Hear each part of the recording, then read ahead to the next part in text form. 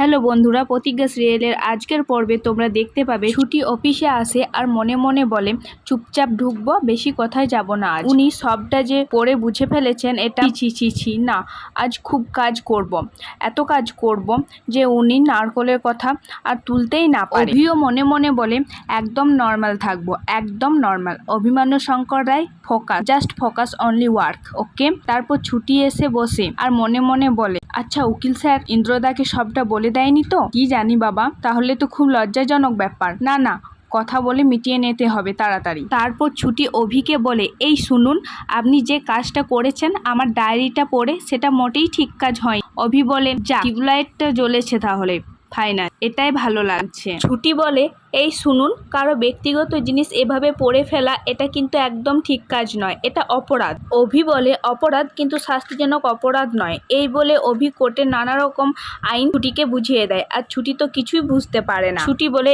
এই শুনুন, সবটা সাবিত্রী পড়ে ফেলেছে। এটা শুনে অভি বলে সর্বনাশ, আর কে কে পড়তে বাকি আছে? সবাই পড়ে ফেললো?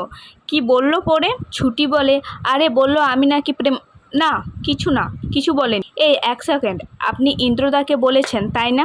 অভি বলে হ্যাঁ, মানে নর্মালভাবে। ছুটি বলে সেই স্বাভাবিক তো, তাই না? আমাদের মধ্যে কন্ট্রাক্ট আছে, একটা ডিল আছে, তাই তো? অভি বলে হ্যাঁ সেটাই তো, তাই তো। এসব বলতে বলতে তাদের মধ্যে আবার দুষ্টু মিষ্টি ঝগড়া শুরু হয়ে যায়। আর ওইদিকে দেখায় ঝুমকি তো পরীর কাকুমণি আর ভাইয়ের ফরমাস খাতে ব্যস্ত।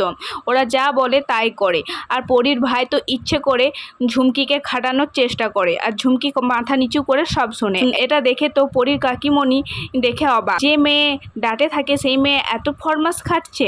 তাই তাকে জিজ্ঞেস করে তোর শরীর ঠিক আছে তো? তখন ঝুমকি বলে কেন কাকিমণি, আমি করতে পারি? আসলে কি বলো তো কাকিমণি, ওরা তো আমার আপনজন, আমার নিজের কাকা, আমার নিজের ভাই, আর সামনেই তো রাখি আসছে। তখন সেখানে হিরণময় এলে ঝুমকি নাটক করে বলে বাবা তোমার আঙুলটা কেটে গেছিল না কাছে, সেটা কেমন আছে? আমি ড্রেসিংটা চেঞ্জ করে দেব? তখন হিরণময় বলে যে না সব ঠিক আছে, আর কালকের দিনটা তোর মনে আছে তো? তখন ঝুমকি একটু ঘাবড়ে যে তার কাকুমণি আর ভাইয়ের দিকে তাকাতে থাকে, তারাও কিছু বলতে পারে না। তখন সে বলে কালকের দিন না মানে? তখন কাকিমণি বলে কালকের মতো একটা স্পেশাল দিন তোমার মনে নেই? তুমি সত্যিকারের পরী তো, পরী হলে তো তোমার মনে থাকা উচিত। তখন হিরণময় বলে যে কাল তোমার মায়ের জন্মদিন, আর কালকের দিনে আমি কোথাও যাব না, বাড়িতেই থাকবো, আর অন্য বছরের মতো সবাই কাল বাড়িতেই থাকবে। এরপর দেখায় অভির মা অভিকে হিরণময় আঙ্কেলের বাড়িতে যেতে বলে, আর অভি কিছুতেই রাজি হয় না, বলে আমাকে প্লিজ রিকোয়েস্ট করবে না, আমি রিকোয়েস্ট রাখতে পারবো না। ঠাম্মির অপমান মানে আমার অপমান, আমি মানতে পারছি না। যে কথাগুলো ওই বাড়িতে হয়েছে আমার কানে এখনো বাজে। তখন অভির মা বলে আমি আর কি বলবো, এখন অনেক বড় হয়ে গেছিস, আমার কথা কেন শুনবি? তারপর রাত্রিবেলা ছুটি স্বপ্নে দেখে তার মা কেক কাটছে, তার ঘুম ভেঙে যায় আর বলে এটা কাকে দেখলাম আমি, কে কেক কাটছিল? তারপর ঘড়ির দিকে তাকিয়ে দেখে 12টা বেজে গেছে। তখন তার মায়ের ফটোটা বের করে বলে আমার তো তোমার সাথে কখনো দেখা হয়নি, তাও ঘুম ভেঙে গেল, শুভ জন্মদিন, ভাগ্যিস তোমার ছবিটা সেদিন স্টোররুম থেকে এনেছিলাম। আর ওইদিকে দেখায় তার মা রাস্তার ধারে শুয়ে আছে পাগলের মতো। তারপর সকালবেলায় হিরণময় বিপাশার ছবিতে মালা দেখে তো রেগে আগুন, বলে কে পরিয়েছে বিপাশার ছবিতে মালা? তখন সেখানে পরীর কাকিমা আসে আর মালাটা দেখে মনে মনে বলে এই মালাটা তো পরীকে নিয়ে আসতে দেখেছিলাম, তাহলে কি ওই পরিয়েছে? তখন সেখানে ঝুমকি আসে, তাকে দেখে বলে দাদা মনে হয় পরী করেছে। তখন ঝুমকি বলে আমি আমি আমি মালা পরাইনি বাবা। মনে মনে বলে মালা পরিয়ে ভেবেছিলাম ব্যাপারটা ঠাসিয়ে নেব, এ তো দেখি উল্টো হয়ে গেল।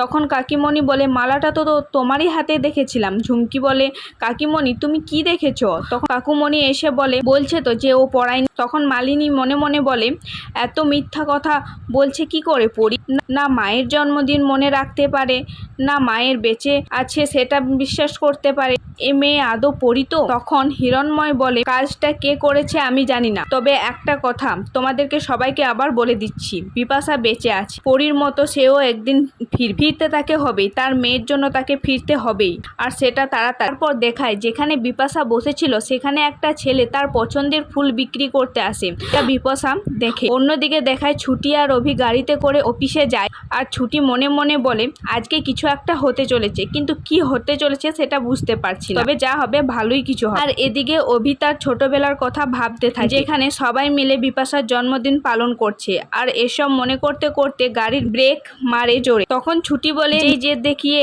এখন নিজেই কষ্ট পাচ্ছে। আচ্ছা, যে মানুষটা সামনে নেই তার ওপর রাগ দেখিয়ে কি লাভ?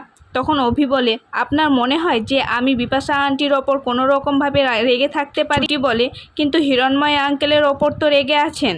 দেখুন বিপাশা আন্টি যেখানেই থাকুক না কেন, যদি ব্যাপারটা জানতে পারে ওনার কি ভালো লাগবে? দেখুন আমি বুঝতে পারি মানুষ হারিয়ে যাওয়ার কষ্ট আসলে কি, আমার মা যেমন।